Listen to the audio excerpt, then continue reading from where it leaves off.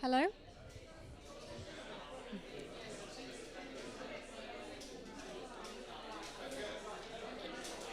Can you hear me? Yeah, that's fine. Okay.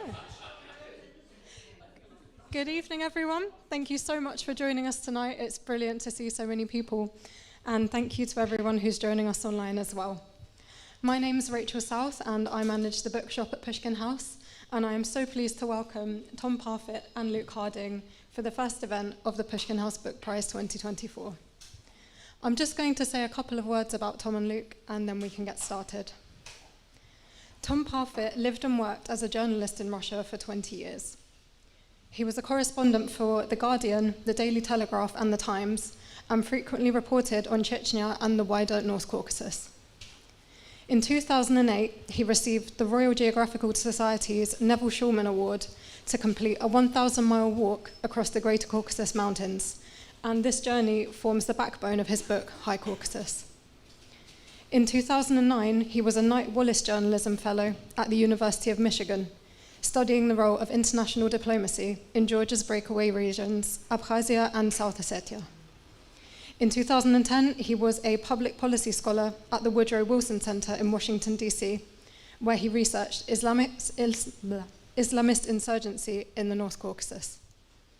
High Caucasus, which has been shortlisted for this year's Pushkin House Book Prize, is his first book. Luke Harding is a journalist, writer, and foreign correspondent with The Guardian. He's reported from Delhi, Berlin, and Moscow, covered wars in Afghanistan, Iraq, Libya, and Syria, and since February 2022, he has spent a significant amount of time reporting from Ukraine. Between 2007 and 2011, Luke was The Guardian's Moscow bureau chief, and in 2011, the Kremlin deported him from Russia in the first case of its kind since the Cold War. Luke's written a number of books about the political system under Putin, and his latest book, Invasion, was published by Faber in 2023. So thank you both for coming, and thank you everyone, and we hope you enjoy the talk. Thank you very much.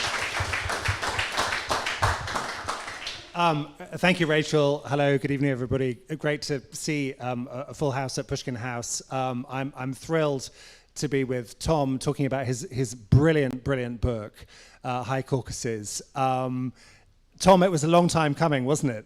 It was, it's true, yeah. Almost 15 years, yeah. Because I remember when you went on your walk, when we were both in Moscow sharing an office in Gruzhinsky Pereulok, and all I can say is the book was worth the wait. Thank you very much. I had hoped it would appear much earlier, but it just didn't happen for one reason or another.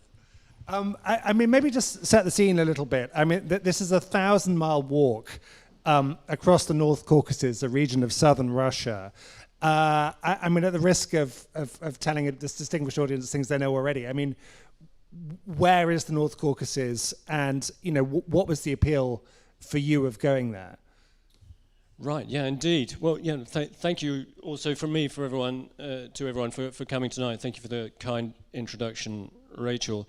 So, yeah, I arrived in Russia in 2002 and started working there as a newspaper journalist for the Telegraph, and then eventually The Guardian, and then The Times. And in those first couple of years, I started reporting from the North Caucasus in southern Russia, where at the time there was a very active Islamist insurgency. And I'm sure a lot of you do know, but just in case you don't, just if you can sort of, to give you a rough picture of it, if you can imagine the part of southern Russia where the Black Sea is here, and the Caspian is here, and they're joined by the spine of the Greater Caucasus Mountains. On the south side is what we usually call the Trans-Caucasus or the South Caucasus, where Georgia and Azerbaijan are, and Armenia. And on the northern side is the North Caucasus on this sort of 500-mile strip of the northern flanks of the mountains and the steppe below them, which are these republics that you, I'm sure, are familiar with, like Chechnya and Dagestan, and some that are less well-known, I guess, like Karachay-Cherkessia and Kabardino-Balkaria and so on. So, yeah, so I started going down there, reporting on those, a lot of the time on the terrible transgressions of the Russian security forces who are kidnapping people and extrajudicially killing them and torturing them as they try to track down the militants. And just became very fascinated with that story. It was, and the region itself was very beguiling in some way, and the people there. And a lot of the time I was working quite closely with activists from Memorial, the Russian group, which is, partly a human rights organization, and they were investigating these abuses and so on. And I became very sort of enamored of them because they just had this kind of quiet dignity and were diligently going about their work, and that was something very different to the sort of chicanery of politics in Moscow. Which was hard to avoid. Yes, exactly, yeah. And then along came Beslan, and I guess... Before we get to Beslan, Yeah. we'll get to Beslan, but I mean, it's also beautiful, right? I mean, the landscape, It is. it's very striking. I mean, tell us something about that. Precisely. I mean, it's an incredibly dramatic and varied landscape. You've got these enormous peaks, 10 or 12 of them, as far as I remember, which are higher than Mont Blanc. So Elbrus is by far the highest mountain in Europe. Huge snow reservoirs, troughs, icy peaks, ice falls. That's incredibly dramatic. And then you've got these beautiful alpine meadows and the hills grading down into the Piedmont and the steppe below them. And a variety of mountains as well. So in the northwest Caucasus, near the Black Sea, you have quite 4 times the amount of rainfall there than you have in Dagestan at the other end. So it's very thickly forested in the northwest Caucasus, and then in the eastern end, for example, where Dagestan is, you have these beautiful, very dry uplands which are just cut by gorges, by rivers cutting down like a sort of diamond tip through this great upland plateau, and you just got this sort of landscape of kind of head-spinning drama because of these gorges and so on. So it's a very, and then you've got gushing torrents and stuff, and all this is something that we know from the wonderful 19th century Russian literature like Tolstoy and Pushkin and Lermontov. So it's a very alluring place as well as being a place where terrible things happen. But I mean, it's one thing gazing at Elbrus, on a day trip or reading Hero of Our Time. It's another thing doing something that you did, which was completely bonkers, which was walking for hundreds and hundreds of miles, often on your own, often with nowhere to sleep apart from your tents. And I was just rereading High Caucasus today. I mean, wolves do feature in this story. What were you thinking of, and why were you thinking it? Yeah, that's a good question. Well, perhaps I should explain about Beslan, because that's the motivating factor for this walk and why I set out on it, and why I perhaps embarked on what you characterize as this craziness. So many of you remember the Beslan school siege, I'm sure, in September 2004, when several dozen Islamist militants, mostly Chechen and Ingush, took hostage a school in North Ossetia, the mainly Christian Republic of North Ossetia in the central North Caucasus. And there were more than 1,000 people in the school. It was the first day of term, a very special day of celebration in Russia. Parents had come with their children, they'd come with younger children as well, toddlers and so on. There were teachers there, and the militants burst in and took practically the whole school, all the people that were there, hostage, and herded them into the gym, and then rigged it up with explosives. And there was this terrible standoff for 3 days, which ended in an even more terrible climax when some of the bombs exploded inside the hall, a fire broke out in the roof, and then there was a kind of firefight between the hostage takers, the gunmen, and the vigilantes and security forces outside. So the result was that more than 300 hostages were killed, 186 of them children. So I was there reporting on that, and quite obviously it's 1,000 times worse for anyone directly involved in such a thing as a victim or as a parent of a child who was in there, people who were killed in the most terrible way. But it's also quite distressing as a reporter to witness such a thing. And after that, I had a recurring nightmare for several years about a real incident that happened there, when I saw a woman outside the hospital just as the siege ended being told that her child had been killed. And she was collapsing to the ground, and she was emitting this terrible kind of animal groan of anguish. And that was the scene which played through my mind in these nightmares for years afterwards. Do you think? I mean, you do explore this in the book, but do you think that was post-traumatic stress? Do you think it was nightmare? I mean, what do you think was going on inside your own psyche? I don't think it was PTSD. I've had friends who suffered from that, who, were war reporters who did these things on a much more sustained basis and were seeing probably such horrible things day after day. But I don't know what to say, really. I just couldn't, I had this dream. I didn't control that. That was a recurring nightmare in which I would wake up sweating at night after seeing this same scene every time. It's one of those situations where, I guess, if you have young children in your family, you think of them. What would it have been like for them in there? And it's just such a distressing thought about, and for a parent too, to know that their child is in a place of extreme danger and there's absolutely nothing they can do about it to influence the outcome. So after having been there at Beslan and then carrying on a bit reporting afterwards for a couple of years there and continuing to have this nightmare, I struck on this idea of walking across the North Caucasus, because I thought, on the one hand, it could be a sort of way to try and dilute those bad memories of what I'd seen at Beslan and sort of see another side of the Caucasus, but then almost in a contradictory way to try and drill down and understand what the roots of the violence were. How could such a thing happen? What could force people to behave in that way and to cause such suffering? So that was the motivation for the walk. But I mean, you described the sort of mental place that you were in at that moment as, you call it a kind of wilderness. A kind of wilderness is the phrase you use. Your feeling post Beslan of I don't know. I mean, I think there was certainly of kind of trauma. I think trauma maybe is the word, but I guess it is. It always feels such a delicate thing to talk about that when my trauma is always going to be so insignificant in comparison to what happened to people who were actually involved, if you see what I mean. But yes, it was very distressing, and I genuinely did think that this would be a kind of cure in some way, perhaps, the walk. And when I talked about being in a wilderness, it was the sort of feeling after Beslan for a long time that nothing I did could match the intensity of what I had seen and experienced.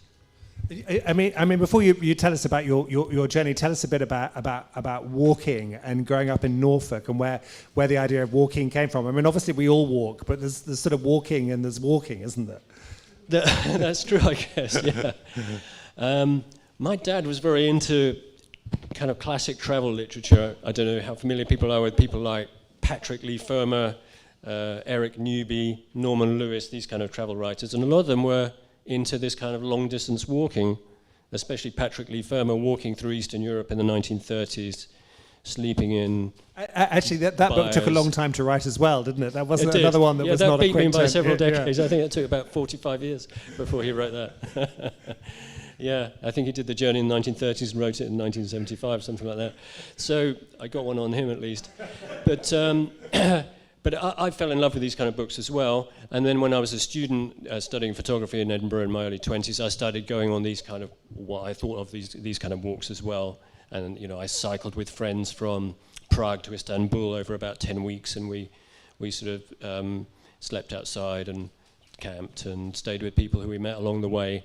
So that element of serendipity of those kind of journeys was really important. And in a way that, there was a simple yearning for that kind of adventure as well as the idea of the sort of nature cure, to return to those days of those serendipitous travels. Yeah, I mean, I remember you say the idea of doing the walk came to you while you were doing the washing up in your Moscow flat. What one day, I remember you mentioning it, saying you were going to go and do it, and I sort of thought, that's a bit eccentric, but why not? 1,000 miles across the Caucasus, what could possibly go wrong? I mean, it grew on you, right? Is that right? Or was it just a kind of light bulb moment where you decided you were going to do it? I think it may have been pretty much a light bulb moment, actually. Yeah, and I just thought it would be a way of, having been a reporter all that time and always going there and reporting on things which were unremittingly bad and depressing, that it would be a way to try and colour in the gaps a bit, really. And you know how when you're a reporter, you go to places, you have such a depth of feeling and experience, and then you have to narrow your news story to one very narrow focus, and you feel like you've lost so much material in a way. So I wanted to do something which, I intended from the beginning to go and write about it when I came back, but I thought I would try and sort of colour in the gaps in between my reporting. It'd almost be like a kind of atonement for my reporting, which is just always so focused on these particular things. But, I mean, your reporting is very good. I mean, I wouldn't be self-deprecating about your reporting. But what you're saying is the sort of grammar of news it's kind of functional. It's journalistic, and you wanted to do something more digressive or impressionistic. Exactly. Is that right? Yeah, absolutely. And I'm a big fan, as many people here I'm sure are as well, of Svetlana Alexievich, the Belarusian Russian writer who won the Nobel Prize for Literature, and she's talked about her work being a history of human emotions, and I very much like that idea of working in the terrain of feelings and emotion, because I didn't want to go and write a book where I felt I was a kind of a journalist in the way that I was a quasi-political scientist. I wanted to go and write about how I felt and how those people that I met felt. I mean, if I'm allowed to say this, you're a bit of an old-fashioned adventurer, aren't you? Is that right, or is that wrong? I don't know. Maybe. I hate setting myself up as some kind of hero, really. I just sort of the idea of walking was that it would be a good method of discovery. Tell us about the journey. I mean, you start in Abkhazia, and it goes okay, and then it doesn't. Yeah, that's true. I got off to a pretty inauspicious start, actually, because I had planned this walk, which would be from, again, Black Sea here with Sochi, the mountains all the way to the Caspian, Derbent in Dagestan. That was to be the main walk. But I thought that I would make a diversion down into Abkhazia, which is a little de facto republic, breakaway independent republic, part of Georgia formerly, but has broken away in the 1990s, and it ties with the North Caucasus. Historically, the people have suffered the same fate, and they're quite close culturally. So I thought the sort of trip across the North Caucasus won't be complete without it, even though it's formally in the South Caucasus. Sorry, this is terribly confusing for people who don't know the region. But anyway, it turned out that I went there at a time where relations had become very fraught again between Georgia and Abkhazia. And there was a build-up of troops in the Kadori Gorge, which is Abkhazian at one end and Georgian at the other.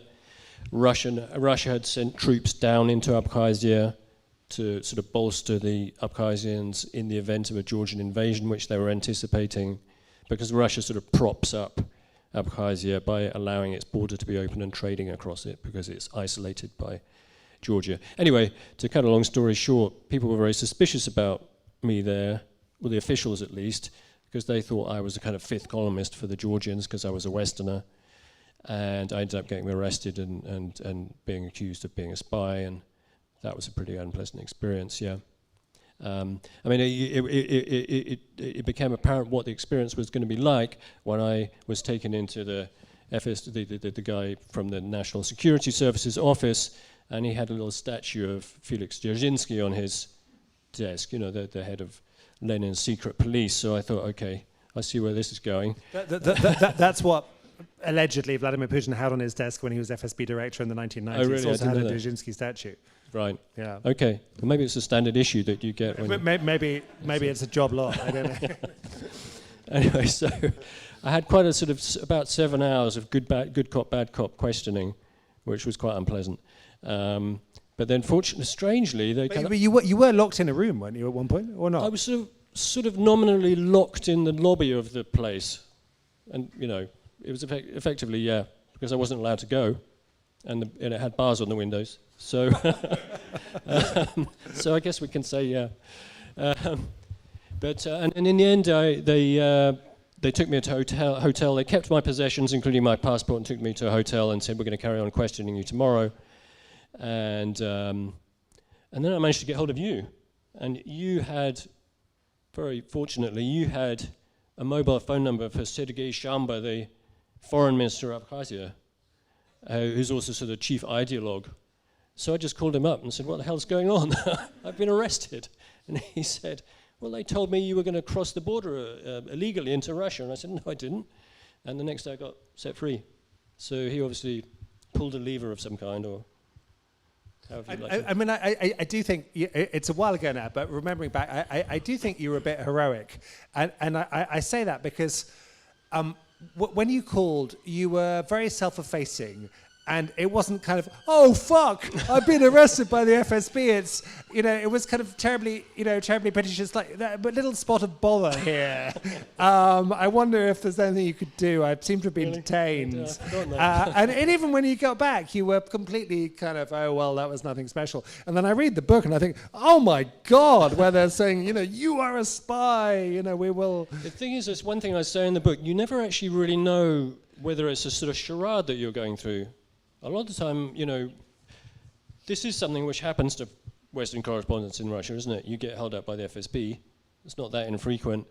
And, a lot of the time you feel like you're going through a little shadow play, that they're sort of putting another mark in the ledger of patriotism, they've questioned another suspicious person and they can put that in the logbook. But you're just going through the motions a bit because they don't really believe you're a spy.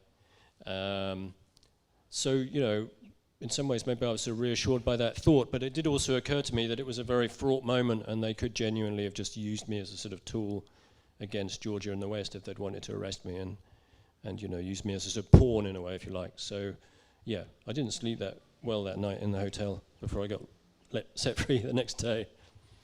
Yeah.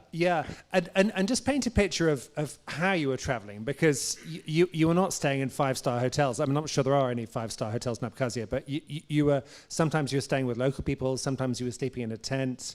It seems very improvisational. I mean, you're meeting endless kind of mishas or shepherds or, random guys drinking beer, clinking their bottles up the mountainside. I mean, how did that work? I mean, you were just going with the flow, or did you have a plan? I had a plan roughly in terms of the route, both in Abkhazia and then as the main journey proceeded from Sochi through the mountains going east. Yeah, so I had looked in advance at which passes I might try to cross. Because I'm not a mountaineer, I don't have technical skills, so I needed to make sure that there are passes I could actually get across that weren't, filled with glaciers or something. So I did that. But it was a fairly loose framework, and the maps I had weren't very detailed. And when I got further into the Central Caucasus, a lot of the time I was asking a shepherd who I was meeting the way to go, because and I was often crossing from one valley over a pass in one day down into the next valley. That would be a whole day's kind of expedition, if you like. So there would be people in the valley, and then they would show you over, and then I'd come down and meet people in the next valley, if you see what I mean. And sometimes there would be, obviously, shepherds on the high slopes who are living in little stone or wooden huts where they were looking after their sheep in the high pastures. So they were a great, enormous help to me. And I became actually very admiring, especially of these shepherds, as these incredibly sort of resilient people, because we think of shepherds as being these sort of, this sort of Gabriel Oak kind of soft pastoral existence. But these are guys living up in the high mountains in a tiny stone hut, with an SKS rifle and wolves and lynxes around and protecting the sheep, avalanches sweeping the hut away occasionally, very, harsh weather, bears sometimes.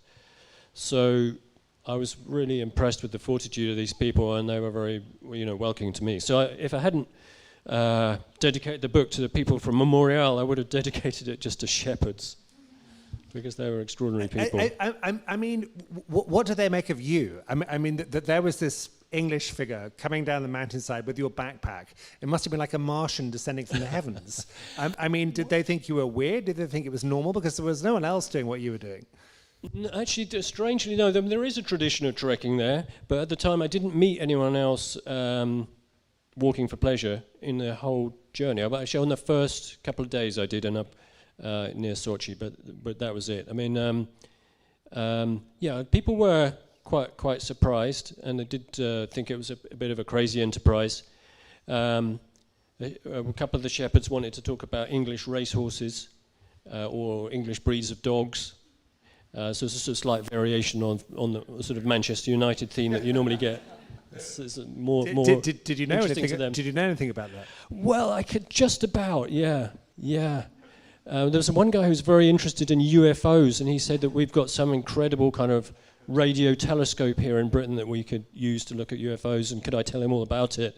And he was incredibly disappointed when I said I know nothing about that at all, I'm afraid. So, yeah, so there was some surprise.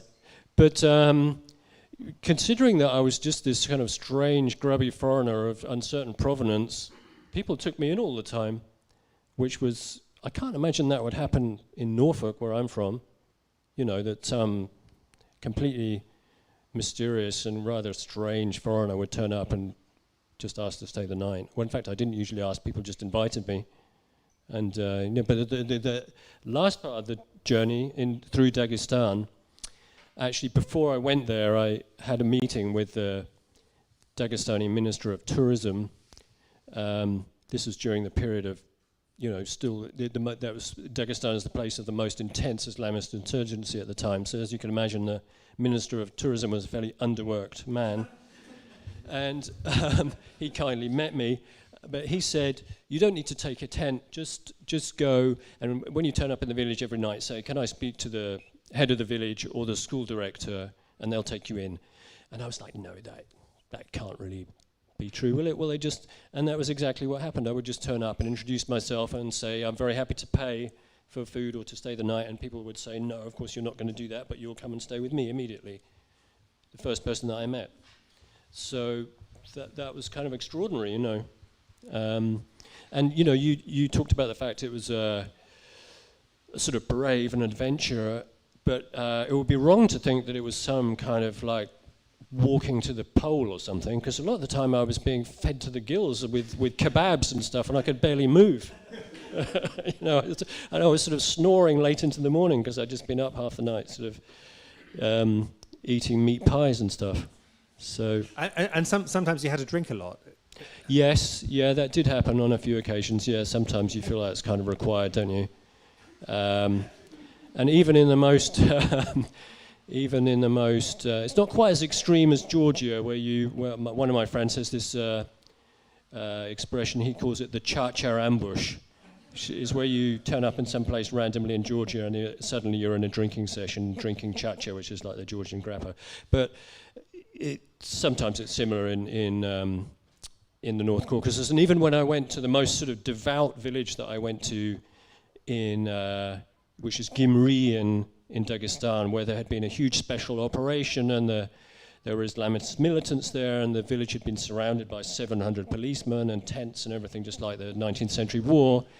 Even there, at the end of the evening, when I was there at the end of the Ramadan, and they were having the big Eid feast, the head of the village took us into the pantry so we could have a sort of secret vodka drinking session, and saying we have to be a bit careful, because half the village would kill us for doing this, basically. So is Gyumri, remind me, is that where the Czech disappeared, or it was somewhere near there? I think you should tell that story because it's my favorite anecdote from the book. No, that's quite close by actually. Yeah. It's in a village called Chirkata. So when I'd just been walking 2 or 3 days into Dagestan, and taken in once again by a very kind man who I just met by the side of the road, where he was checking out his mulberry bushes and that the water supply to them was all right and everything. And he invited us to go back to his house. And oh no, sorry, I'm mixing it up with one other incident. It's a slightly different village, but anyway, it's where I was also taken in, but then a policeman turned up. This is the village of Danuk, actually, and was rather suspicious about what we were doing. And unfortunately, I was traveling at that moment with my companion, my walking companion, who'd been recommended by that tourism minister, who was a arbitration court judge. And as soon as the guy came along and said he was a policeman, and he wanted to take us for questioning, my friend, the judge said, well, actually, I've got some friends in the police, so I'll just give them a quick call and they'll explain to you that this isn't necessary. So, one of those moments where blat or connections actually played in our favor, even though I don't really like the idea of it. Anyway, so in 10 minutes later, we were around the policeman's house having a great time, and he was giving us honey and tea and everything, and being very friendly. And he said, I'm very glad to have you here because we don't get many tourists around here. And he said, oh, we did have one guy, a Czech, recently. And I said, oh, right, how did he get on? And he said, "Oh, someone shot him and stole his car." That was the previous foreigner, and then you. So and here you are. To be serious again, it's a region of enormous complexity and history and ethnic rivalry and tribes, and you tell that very well. I mean, tell us what you learned about the history of the North Caucasus. Yeah, thank you for asking that question now, because that's some of these things are amusing, of course, but I wouldn't like to think that I tried to write a book which was just sort of stringing together a series of exoticisms, if you like, because there were things which became apparent on the walk which were kind of very touching and were serious, basically. So what I hadn't realized, I think, before I went there was the extent to which various historical traumas sort of reverberate down through the generations. They cascade. So, having traveled there as a reporter, I was much more aware of the immediate causes of the Islamist insurgency, for example, the poverty or the sense of disenfranchisement of young men who felt they couldn't influence anything in their lives, the seductive power of Islamist recruiters among people who are living such an impoverished life and so on. I knew about that. What I hadn't known about really was the sort of deep kind of background throbbing pain to that, which was the things that happened to these people historically. So I'm talking, for example, about the mass exodus, and many people would say genocide, of the Circassian people in the Northwest Caucasus in the 19th century. So when at the end of the war, Russia's war of conquest to conquer the Highlanders, these people were basically forced out and made to move to Turkey in conditions of terrible hardship, and people dying in the open, freezing to death, falling off ships and drowning, dying from terrible diseases once they'd arrived in Turkey. Enormous tens of thousands of people dying, and then a repeat in a way of that experience during the Second World War, when several of the North Caucasus nations were deported en masse to Central Asia for allegedly having sided with the Nazis and having been collaborators effectively. That was an extremely limited phenomenon. There were some partisans who rose up when the Nazis invaded the Soviet Union in 1942, but in response to that, Stalin decided to punish the entire nations. So these peoples, like the Chechens and the Ingush and the Karachais and the Balkhas, were loaded onto Studebaker trucks, then put onto cattle wagons in trains and sent for weeks to Central Asia, crammed into these wagons, not enough food, no toilet, elderly people, children, people dying, eventually being dragged out and their bodies just dumped by the tracks, and many of them also dying on arrival in Central Asia in terrible conditions. And these are things which have just not been forgotten, and these are so resonant to people even now. I hadn't clocked that until I went on the walk. So that's something which I felt, that's probably the chief thing that I learned. And people like Shamil Basayev, who's one of the main terrorists, the Chechen field commander who also carried out terrorist attacks and who masterminded Beslan, the school siege there, without being present.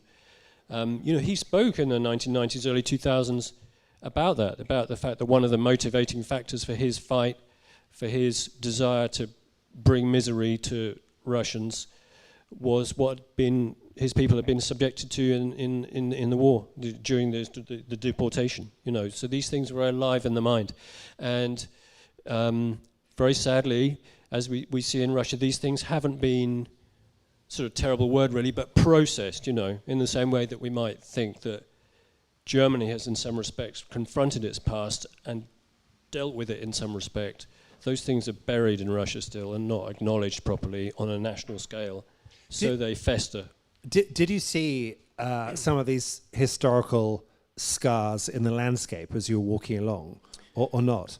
Yeah, that's a very good question, because I did, but it wasn't immediately apparent to me. But for example, in that early part of the walk that I talked about in the Northwest Caucasus, where the Circassians are from and from which they had been effectively ethnically cleansed, I was walking through the forest there, getting lost. I ended up hearing a bear moving around in the forest, I think it was. I met a wild boar in the forest. There was no one around. It was quite eerie in a way. And as I came out of the forest on the far side, I came to this little village called Guzeripel in the Republic of Adygea. And in this, there's a little museum. It had some sort of mangy old stuffed bison in it, but it also had some fascinating pictures of Sergei Mikhailovich, who was a cousin, I think, of the Tsar in probably 1906, I think, with a whole bunch of Cossack retainers, and they're a hunting party. And they're posing with lots of dead wild boar and antlers of scores of deer and things. And I was thinking to myself, well, how could there be so much game in the forest? That's incredible. And then it occurred to me this was only 3 or 4 decades after the ethnic cleansing of this region. So of course the wildlife had flourished because there are no people left there anymore. It's a bit like what happened with Chernobyl, even despite the terrible effect of the radiation, the absence of people led to a great flourishing of wildlife there. That was an eye-opener to realize. So I sort of realized in a way I was enjoying this wonderful nature, but this was kind of Arcadia that was born in terror, basically. And conversely, in Chechnya, when you walk into Chechnya, sorry if I interrupted, Luke, you start to come across the plain, but you realize that previously this was a place that was completely forested. And during the 19th century war, the Russians, as a tactic, razed forest. It was a bit like, it's a terrible environmental destruction. It's like napalming Vietnam or something. They absolutely razed huge areas of forest. One of Tolstoy's stories is called The Wood Felling. It's about that. And the tactic was to expose the highlanders so that they could be finished off, And John Baddeley, the historian who wrote the main book about the history of the Caucasus War, says the Caucasus War was won by the axe, not the gun. So you do see that in the landscape, the history of that trauma and of the wars. I mean, just on Chechnya, I did a couple of trips to Chechnya, but you walked across Chechnya in the middle of an insurgency. What was that like, and were you sure you would be able to actually do that? Yeah, I got to North Ossetia, and I still hadn't managed to receive a permit to cross Chechnya, because at that time it was still considered a zone of counter-terrorist operations, a KTOR, and you had to have a special permit as a foreign reporter to go there. And I thought, well, I need to try and get this, so I actually went back to Moscow, flew back to Moscow, stopped the walk, sort of just stalled it in one place and thought I'll start there again, and went back, still couldn't get the permit, thought I'd just have to carry on anyway, and came back. Fortunately, we managed to cross, my Chechen friend Musa and I, across a kind of very small checkpoint and kind of just sneak into Chechnya, basically, without being stopped. And then we just walked on the road, because in that part of the Caucasus, it was just too dangerous, really, for me to go up in the mountains for us. So we walked along the road, and again, it was a slightly kind of absurd scenario, because I was with my friend Musa, who's an absolutely lovely guy, but he's the absolute antithesis of the sort of classic idea of the cinch-waisted sort of Chechen brave. He's quite portly and very unfit, and he's a lovely man. He's got a very sort of feminine side to him, and he had said, "Oh, we'll just cross Chechnya in a couple of days. It'll be fine. It's 75 miles." And after about an hour, he was sort of falling down, saying, "I can't walk any further. I just haven't walked this far in 20 years." And he had terrible blisters. So in the end, we had to go and pick up his son's fold-up bicycle, and he just cycled next to me on the road. So that's kind of strange way that we ended up crossing Chechnya. And in the end, it got so bad that he just went and got his car and drove next to me. So he would sort of putter along next to me and stop, and then I would catch him up. So, when the film version of this book is made, I look forward to seeing that scene. But you made it. I mean, Chechnya in the end was almost more straightforward than Abkhazia, right, where you were locked up. It was, yeah. Strangely, nothing untoward happened to us there. I've never really quite worked out why that was. Musa himself is part of the much wider Benoy clan, which is Kadyrov's clan, the Ramzan Kadyrov's clan, he's the former rebel who's the head of Chechnya and was then as well. Maybe somehow that helped, I don't know. Maybe people were keeping an eye on us and just thought, okay, we'll leave them and if they're not doing anything too terrible. But one way or another, and you know, the distance wasn't that far, so it was only 4 days walk across Chechnya in the end. And but it was in many ways revealing as well. I had an interesting sort of encounter. Along my journey, I didn't really get much chance to talk to women, unfortunately, because those societies there are quite patriarchal. I was often coming to a home in a village. I would have dinner with the men. The women would be kind of in the background. And I would have liked to sort of try to talk to them more, but it was quite awkward. And in Grozny, I ended up, through Musa, meeting 3 sisters who I thought had sort of offered to take me for an excursion around the city. And it turned out to be a kind of date. They were looking for a husband. Well, effectively they were, and I don't want to make light of this, but it was, you know, it was quite, in a way it was funny, because they were very openly flirting with me. I don't think I'm flattering myself by saying that, but they were. And we had these discussions about, you know, one of them was saying, I know you have a Russian girlfriend in Moscow, but surely I'm just as beautiful. And you know, across the cafe from us, where I was sitting with them, there was a man who said, because polygamy is kind of basically allowed inside Chechnya, and he was saying, well, imagine they could all be your wives, all 3 of them. And so we had this kind of quite, you know, it was funny, but it was quite sort of. I mean, you write about it. I mean, you could have left it out, but you put it in. I thought it was important, and because when I went back after that, and I said to my friend Musa, I told him about it, and I said, I had this kind of funny experience. And he said, yeah, that is funny, but there's also a point here is that there's just not enough men to go around, because so many of them got killed in the wars here. There's a huge gender imbalance here, he said. And, you know, there are women, young women, who end up, you know, lacking intimacy, lacking sex, he said. And that's a tragic thing, you know. So it was sort of, on the one hand, amusing, but also revealing and rather sad. One thing you mentioned very glancingly is the Russo-Georgia War of August 2008. And it was interesting because I remember it very vividly. I was on a beach in Cornwall and sort of, you know, paddling around in the sea, and came back to sort of 74 missed calls from the foreign desk in London, then hopped on a plane, ended up in the wrong country, then kind of drove to Tbilisi and covered the war. And you were in the middle of your walk, and basically you deal with this conflict in a few pages, and the way you describe it is a bit of a nuisance, that you had to break off from walking because you had to go and do some reporting, which I guess in a way was your job, although you were on a break. You didn't have your laptop with you. You were in some kind of dive of a hotel. I mean, tell us about that. What happened, but also why it's not much of your narrative. Yeah, good question. So it did actually happen like that. That I had, you know, I'd been on the walk. This was a time when I just still had not a smartphone. I had a mobile with me, but it wasn't a smartphone, so I wasn't keeping up with news much. And I turned up in Vladikavkaz, the capital of North Ossetia in the North Caucasus, and I checked into. I was curious. I thought the hotels were very busy, but I found a little one on the sort of fringe of the city.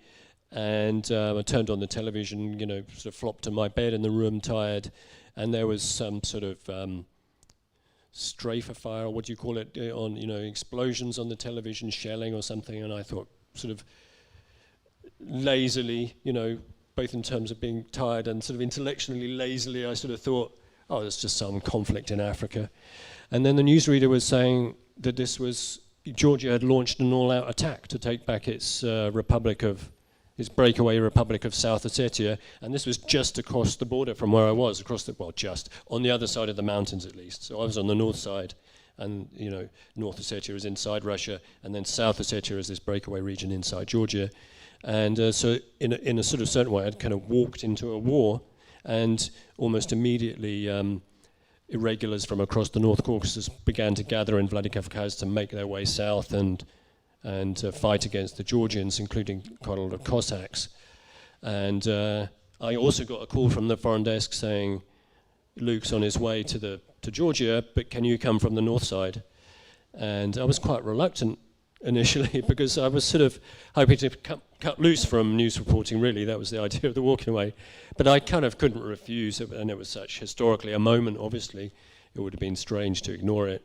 So I did end up taking 3 weeks off from the walk and joining, I didn't see you until the end, in fact, did I? But that's not true. We actually met in Skinvali. Yes, sorry. The capital of South Ossetia. But I say the end, it was over in about 5 or 6 days, wasn't it? Yeah, I mean, we met just after it was over, and it was extraordinary because it was a victory concert given by Gergiev in Skinvali. Yeah. And we met each other, and it was strange and surreal and actually a bit terrible because I'd come through Georgian villages which had been burned by the irregulars and to some large degree ethnically cleansed of Georgians, because a lot of these villages were rather mixed, and it was pretty traumatizing. And then suddenly there was this kind of shiny, made for sort of Russian TV, state TV concert and celebration. And you had been on sort of rather controlled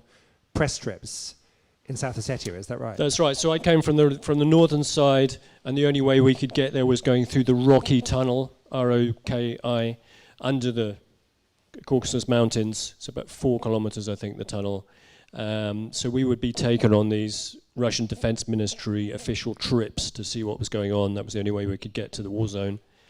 And we would drive through this enclave of Georgian villages inside South Ossetia, which had quite obviously been torched by Ossetian irregulars, and there were lots of fires burning there in the houses.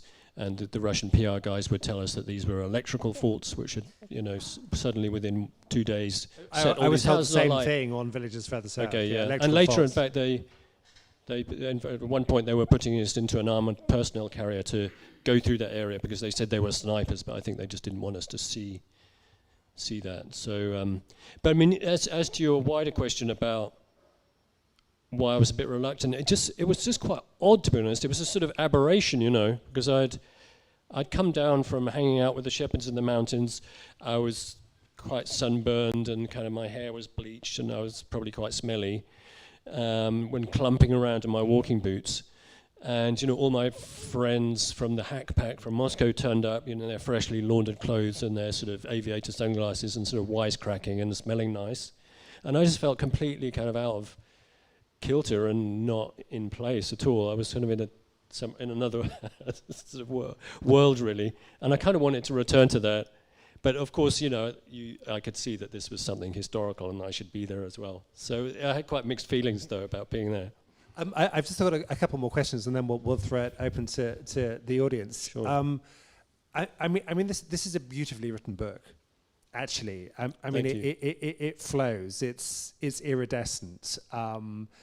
There are, the way you describe the landscape, the mountains. I mean, as well as the sort of characters that you meet, but just the sort of the terrain. Did it come easily, or did it, as I suspect, was it kind of a lot of craft and a lot of love to make it sort of sing in that way? Talk about your literary craft. Thank you. Yeah.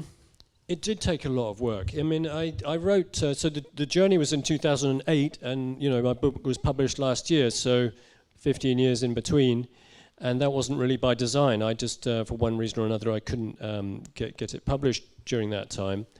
And, I did the initial parts of the writing way back in 2008 and 2009, and somehow it wasn't working, really. But I kept on chipping away at it over the years. And eventually I ended up doing a writing course. And, a lot of people are quite sniffy about writing courses, aren't they? People say, oh, you can't teach someone to write. They either know how to do it or they don't. Well, maybe that's true, but what you can do, you can practice, and you can talk to other people. And I believe there are techniques that you can acquire. And one thing that one of my tutors talked about a lot was about pacing, And that became apparent to me that because I'd been a reporter, I had a tendency just to write everything in the same kind of mode, if you like, the same sort of tissue of So, but what you need to do when you're writing a non-fiction book in order to keep the reader's attention, in my view, is you need to modulate and toggle a lot between widescreen or very granular, so that you're not kind of writing in that same tone the whole time. So I worked quite hard on that. So, and how can you introduce information? So, you know, on the one hand, you've got the drama of events, you've got naturalistic dialogue, the things which are happening and you're seeing and describing, and you've also got information that you want to introduce, historical information. How to do that in a way which just doesn't clunkily drop it in like a chunk of Wikipedia, if you know what I mean. And somehow it's about trying to filter it through your own experience, I think. And, you know, about affecting those transitions between exposition and, you know, dialogue and action.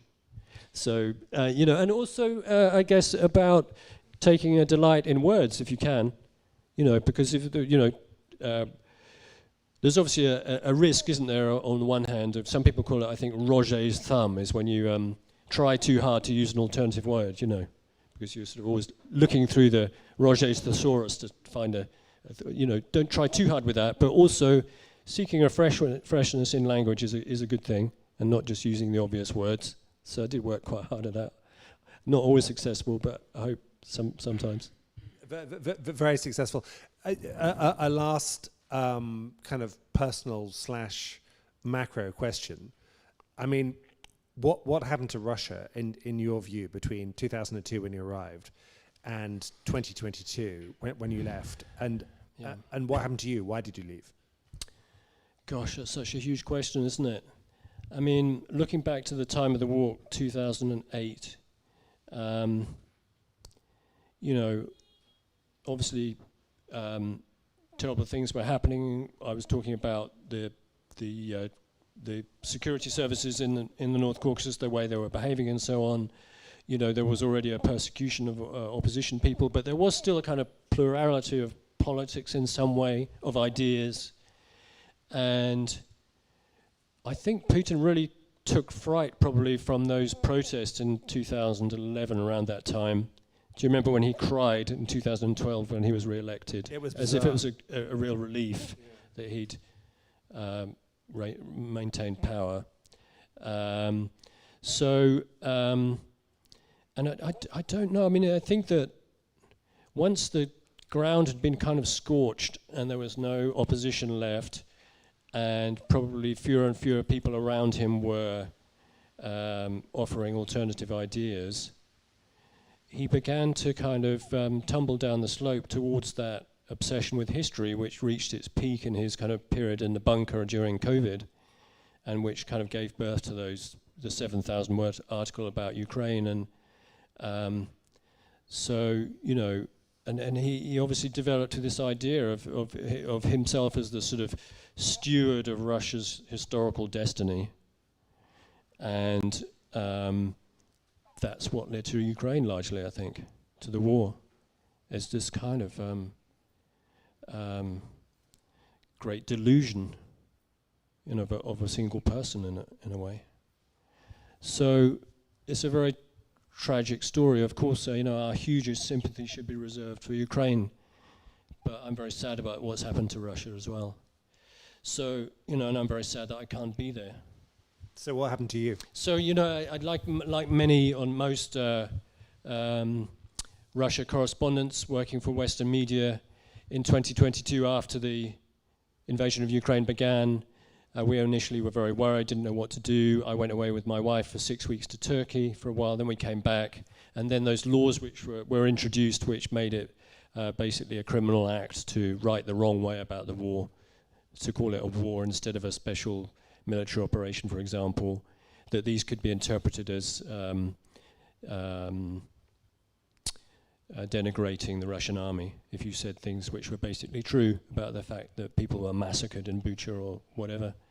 So our papers at that point said it's too dangerous for you to stay, because, you know, in the past we used to be worried that we might just get kicked out of the country, but being sent to a penal colony for 15 years is a rather different proposition. So so our newspapers but I mean, mostly do you think that was the right calculation or not?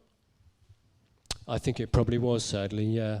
I think it was. I mean, and there isn't a formal reason now why I couldn't go back. I could apply for a visa, I guess, but I wouldn't want to go at the moment. I think it's too risky. And, you know, I have a 5-year-old son and I'm the breadwinner in my family, so, you know, I can't really risk it. But my wife actually does go back and with my son. So, but, you know, I still feel a link with Russia. And, I'll be there one day, I hope. I mean, the sort of last thing, then we'll do questions. That I mean, the walk you did, an amazing walk, an amazing thing, a brave thing. Now I think would be impossible. Yes, I do think that now, actually. Yeah. I mean, even at the time, there was a problem in that official people were very suspicious about what I was doing because, you know, some of them, I think, even especially in Dagestan, thought I was kind of an emissary of the British Secret Services with a rucksack of money to hand to the rebels or something. And now the well is just completely poisoned. You know, people will be, at least on an official level, would just suspect that you're there to stir up ethnic trouble and help destroy Russia, I think. So, yeah, I think, I mean, but if you want to be in the Caucasus Mountains, you can still go to Georgia, that wonderful country, and be there in the high mountains. So, you know, that's there. Okay, that's a lovely place to stop. So let's give Tom a round of applause. Thank you very much.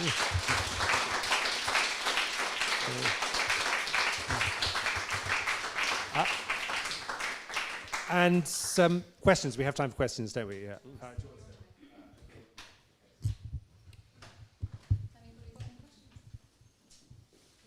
Oh, you choose, Rachel, yeah. Oh, okay.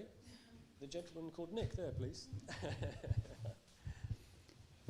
Thanks for this very vivid and enjoyable dialogue. I'm going to be a bit greedy, and I've got 2 questions, but you can choose which one. Sure, yeah. You mentioned that you actually trained in photography, and I wonder if you took photographs and if that somehow informs your kind of process of writing. I don't know if there are photos in the book. That'd be interesting. I'll explain in a moment, yeah. And my other question was, you mentioned forests and the deforestation of the Northwest Caucasus, which from my personal perspective is quite devoted to oil exports these days, but I know that you're working on something now on forests. Right. So did the experience of being in nature, as it were, inform, you know, further efforts on what you're doing now?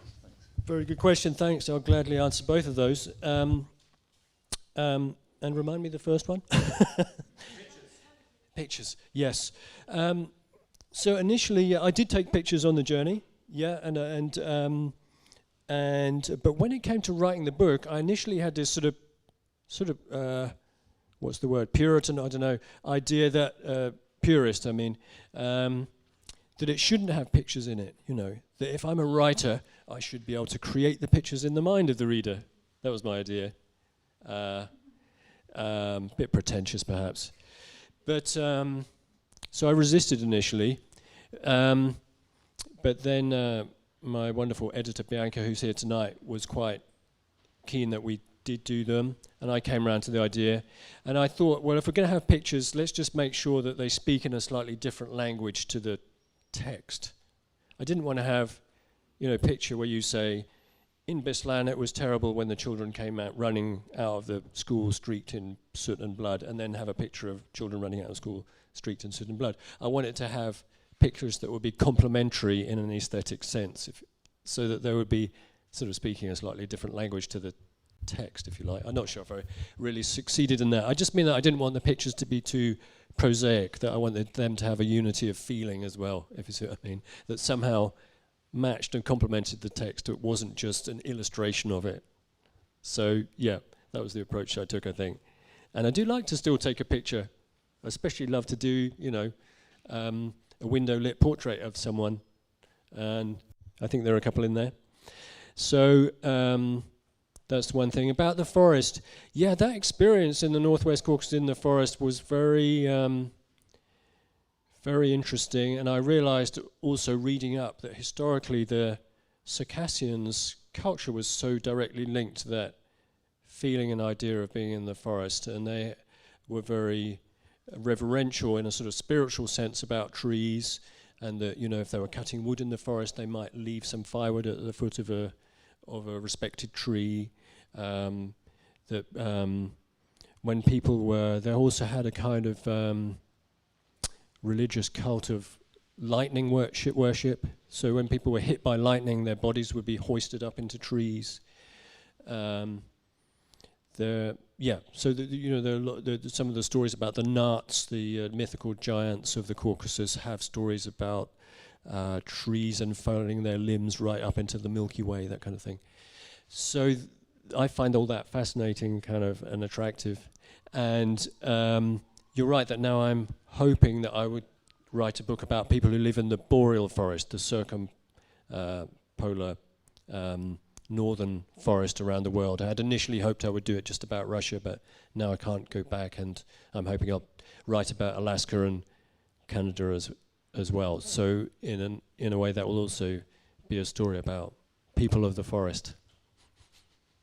Thanks, Nick. Sam.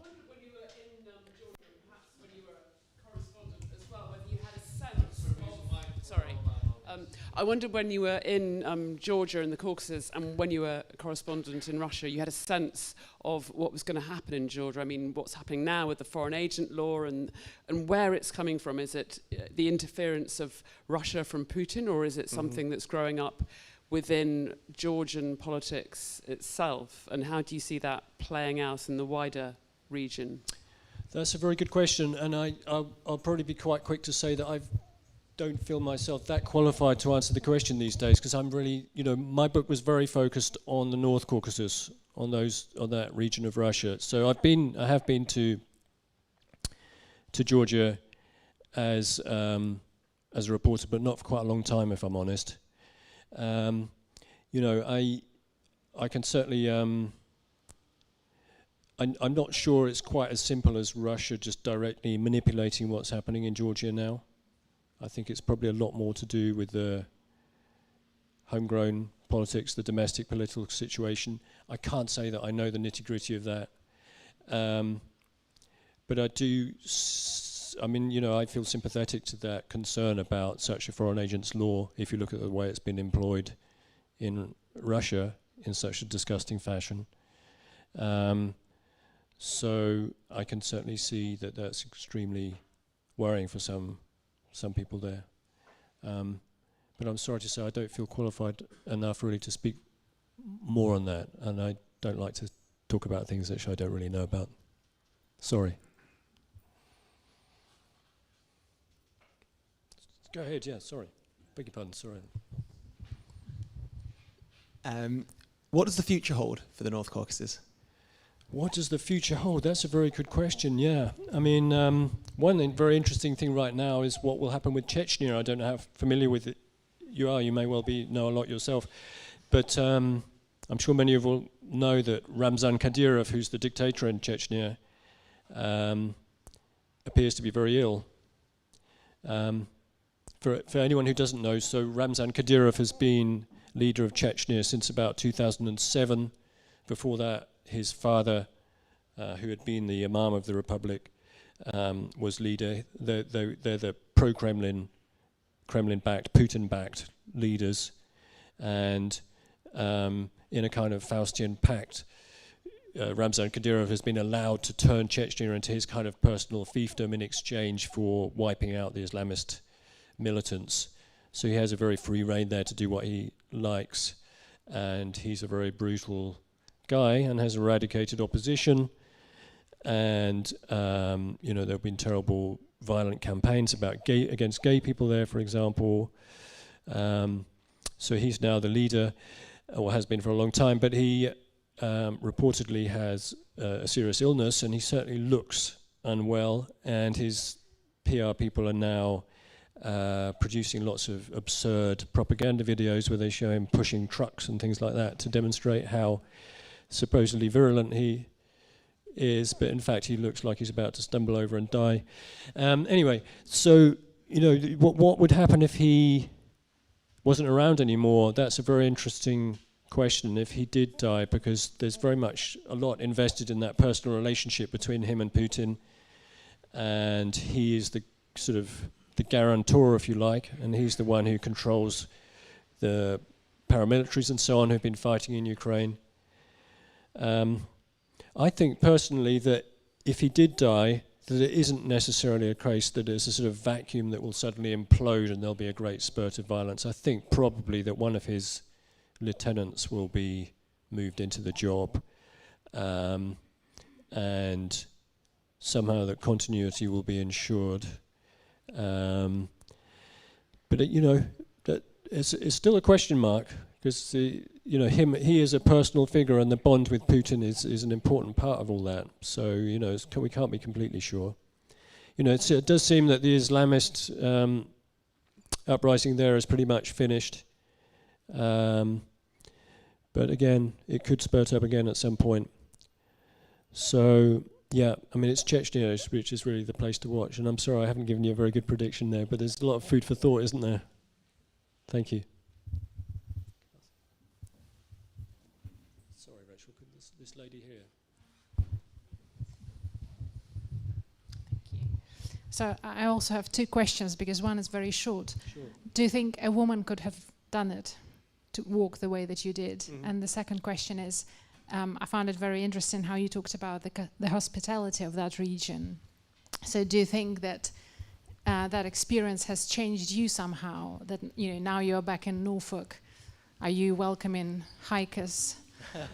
Because sorry to be blunt, but my experience, the English are not as hospitable. They won't invite you for a cup of tea, let alone a glass of wine.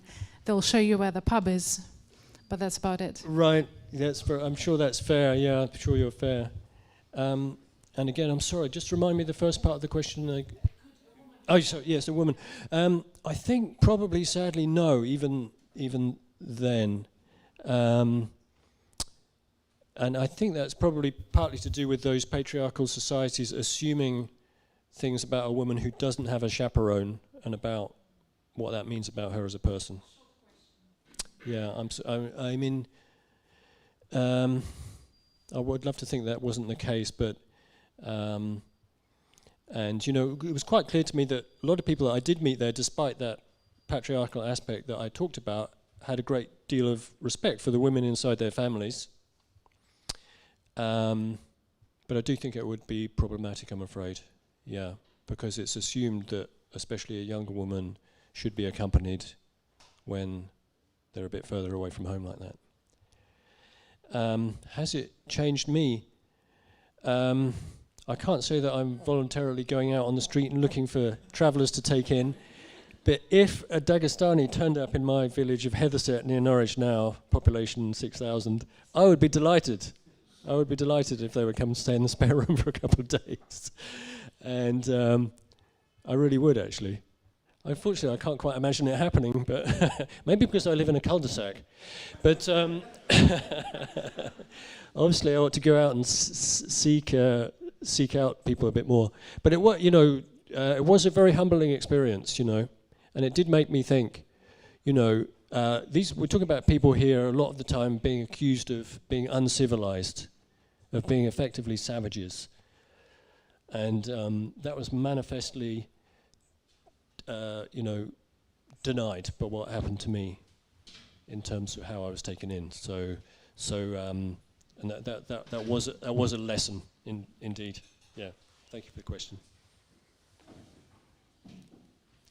Can I ask the young man there and then George?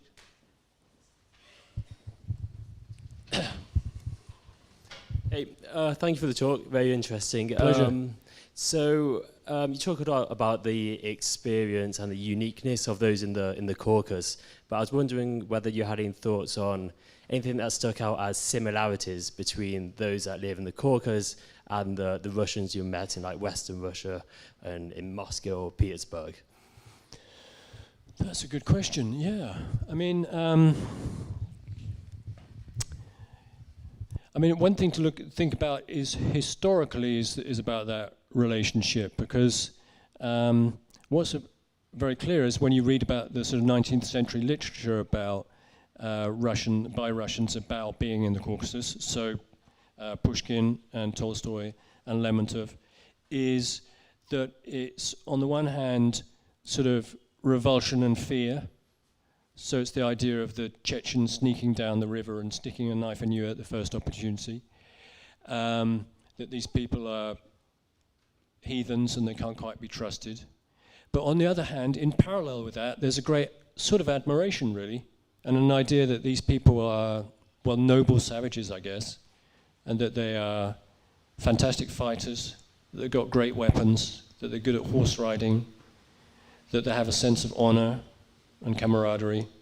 And if you look at how Cossacks dressed in the 19th century, what they wear is pretty much a direct copy of North Caucasian attire, you know, the Cherkeska tunic with the cartridges on the chest and so on, and the, you know, lambskin hat and so on. So there's always that kind of push-pull relationship, I think. On the one hand, a kind of fear, and on the other hand, admiration. Whether that leads to a kind of commonality now, I don't know. Russians certainly love making their shashlik when they go to the dacha, which is something, I guess, that comes originally from Caucasus and Central Asia. And I don't know, perhaps, you know, Russians are very hospitable people too, actually. You may not seem that, perhaps, on the face of it sometimes when you see unsmiling people in the street, but once you're in a Russian's home in the kitchen, you know, you can be a friend for life, and maybe you know that yourself. So yeah, and you know, one thing that's a slight regret for me is I think that I didn't talk about Russians more living in the North Caucasus in the book, because obviously they're a population too there, and a large one. I mean, Chechnya has become pretty much a mono-ethnic place because so many Russians fled. But in other parts of the region, in Adygea, for example, you know, Russians are the majority. And I did talk about Cossacks that I met there, but I would have liked to have written more, for example, about Russians from Grozny, some of whom remained throughout the wars. There's a very small population of Russians who managed to stay there the whole time. And the fact that it was quite clear that it was possible for people to live in close proximity and kind of symbiosis. So, yeah, I'm sorry, I'm not sure that's quite answered your question, but there's certainly people who can live together, I think.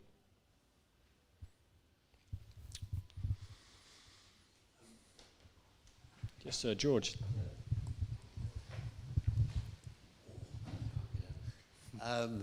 Wonderful talk and wonderful book, by the way. Thank you. I wondered, you were in Russia all the time, apart from Abkhazia, weren't you? Yeah, and in the brief part where I was in the war. Did you feel you were and going through one country? I mean, historically, and I would have said still today, it's almost every valley seems like a different country, sometimes different tribe, a different... Did you feel you were crossing kind of social, ethnic frontiers as you went through the mountains, down towards North Ossetia and Dagestan? Yeah, that's a very good question, yeah. You're quite right that, for in Dagestan, for example, it's an incredible ethnic mix there of, at least 30 nationalities. So you can cross from one valley into the next and it'll be a different language. Not only just different dialect, but really a different language. And that may partly be to do with the sheer isolation and the passes being blocked. Or so there is an incredible variety there, definitely. And obviously North Ossetia is a predominantly Christian republic, so you certainly noticed that when you cross from Kabardino-Balkaria or into North Ossetia. I had a sort of follow-up bit to that, was because you said earlier that you thought the Islamic insurgency thing was over, but it's mostly Muslim, isn't it? It's mostly Islam, apart from North Ossetia. It and is, Georgia. Yeah, it is. And I would say do you feel a sense that, I mean, are they fitting in with Russia? Are they keen to be Russian, or do you get a sense, since the world is full of independence movements of things, that there's an appetite for not staying within Russia at all? I don't think there is now, but I mean, there's always the potential for some friction, and we've seen recently with the terrorist attack at Crocus City in Moscow, where a lot of people were killed, and those were ethnic Tajiks who were involved in that. And once they turned up in court, it was quite clear that they'd been tortured in custody after being captured. And since then, I think, Central Asians in Russia have had a very tough time. So there's always there's always friction there and potential for something to go wrong.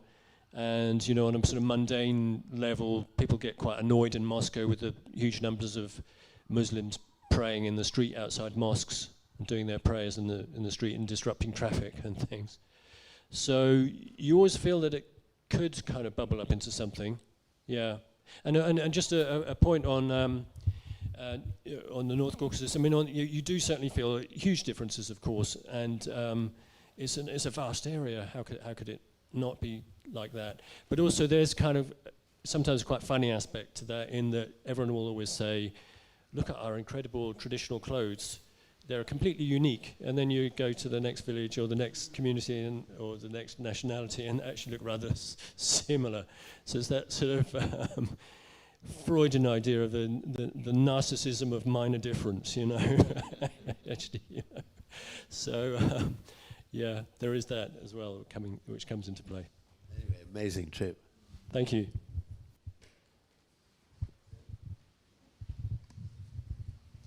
Hi.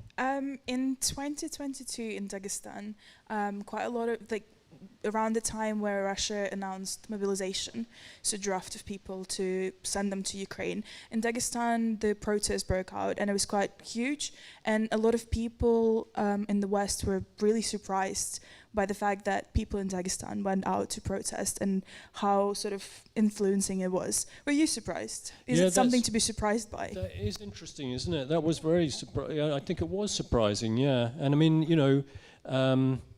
despite that protest sentiment, Dagestan and Chechnya nonetheless are big sources of young men to go and fight in Ukraine.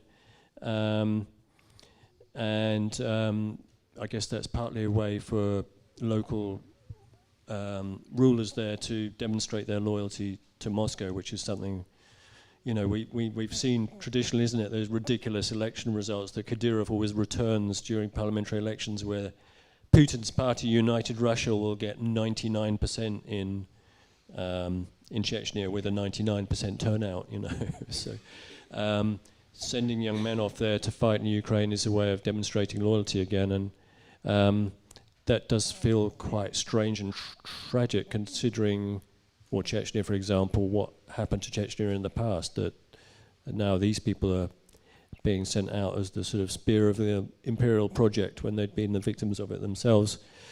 But I mean, clearly there's a contingent of people in Dagestan who are very unhappy about it, and as so often in the Caucasus, the bravest people turn out to be the women who lead such protests, who bear the brunt of things, and I hugely admire them for that.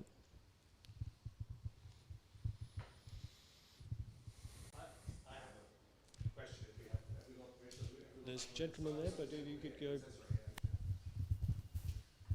Hello, Tom. Thanks a lot for your presentation today. Pleasure. Thanks for coming. First of all, I would like to also state that it's very hard to match North Caucasus hospitality. Yes. It's very, very hard to match. But this being said, there was another aspect that perhaps we didn't discuss that much today, is the xenophobia issue that we have in Russia. Mm-hmm. And it may sound sometimes even paradoxical for those Westerners that do not follow the reality of Russia today, in the sense that there is also very well-present xenophobia being expressed by the so-called liberal opposition. Mm-hmm. We have seen very controversial statements by Alexei Navalny, for example, but also part of that liberal opposition shares at least some reservations towards immigrants from Caucasus. I remember when I used to live in Moscow, there was this slogan, "Khvatit kramit Kavkaz." Yes. So yeah. Stop feeding the Caucasus, yeah. So yeah, exactly. So I don't know if you have any particular thought on this, but definitely seems to be, if Russia were to democratize, in the process of democratizing, this feels like an issue that should be taken care of. Absolutely, yeah, you're quite right. So I think there is sadly, a quite deep-seated xenophobia in Russia still towards people from the North Caucasus, and the idea that they're somehow uncultured or inferior, suspicious. Part of that, obviously, I guess, going back to the Chechen wars and some of the terrorist attacks and so on were perpetrated in Moscow. But you're right, of course, that that's not only about the sort of official powers. People like Alexei Navalny, the opposition leader, it was him who thought up that idea, I think, wasn't it, about don't feed the Caucasus. This is the idea that so much of the federal budget, which is allocated to the regions, is sent to prop up Chechnya and quite often spent in a pretty profligate way in Chechnya. I mean, I can understand the idea of a concern about that corruption in that specific sense about Chechnya, because huge tranches of money are sent there, and then you see Kadyrov riding around with his fleets of Porsche Cayennes and stuff. You start to wonder what's happened to the money. I think that's a legitimate concern, but the way it was framed was terrible, really. And we know about some of the early videos that Navalny made about North Caucasians, which were really quite worrying, weren't they? I mean, he did, broadly speaking, he did sort of row back from some of his more nationalist sentiments, didn't he? I mean, I don't know how genuine that was, but he did at least publicly do that. But I completely agree that that needs to change. And I do think personally that, again, talking about some of those things about the historical traumas and so on from people from the Caucasus, some acknowledgement of those on a national level would help with that. I mean, an acceptance that these people are Russians as well, in the sense of Rossianie, and that they also, deserve sympathy and fair dealing. One start would be to address some of those historical things that I've talked about. How much we can hope for a general kind of reduction of xenophobia, I don't know. But I would very much like to see that, like you, I think. We're out of time, but one last question, which is I forgot to ask you, which is, did the walk heal you in the end? I mean, did you actually end up in a place where you wanted to be after 1,000 miles? Yeah, thank you. Good question. Yeah. Well, I said before, actually, I'm personally a bit suspicious, actually, of the idea of a sort of complete nature cure. The writer Sarah Wheeler talked a while back about she said something like, I can't read any more books about wild swimming. She said, I want to read a book about how someone went to the leisure centre swimming pool, they wore a Veruca sock, and they ate a warm Mars bar from the vending machine. I kind of sick of hearing people's stories about healing themselves with nature and water, and I'm a bit suspicious of it as a kind of trope now as well. I'm not quite sure it's that easy. But of course, walking there did have a wonderful kind of like palliative effect in terms of sunlight and glaciers and mountains. That couldn't help but be a good thing. But what I think did work, was the main thing that worked in terms of coming to terms with Beslan, was just the sort of walking as a method, as a means of opening up another side, seeing much more, acquiring a different feeling. Because it's that idea that when you walk, you have to make yourself vulnerable to experience. You can't hop in the car and drive off if something goes a bit wrong. You have to kind of use your charm a bit. Sometimes you might use your guile a little bit. And you have to be there in the moment, sort of experiencing it. And that worked, because I came back with a very different feeling about the Caucasus. And when I think about it now, I don't only think about Beslan, even those images sometimes crowd in. I also think about, you know, a shepherd walking by a river. I think about my friend Misha putting his hand tenderly on his daughter's neck. I think about a bowl of mulberries on a windowsill. I think about the great palisade of the mountains, kind of sparkling and vast and immutable. So I feel very differently now after the walk, yeah. Okay, well, thank you very much, Tom Parfitt. Brilliant book, brilliant talk, brilliant guy. Buy it.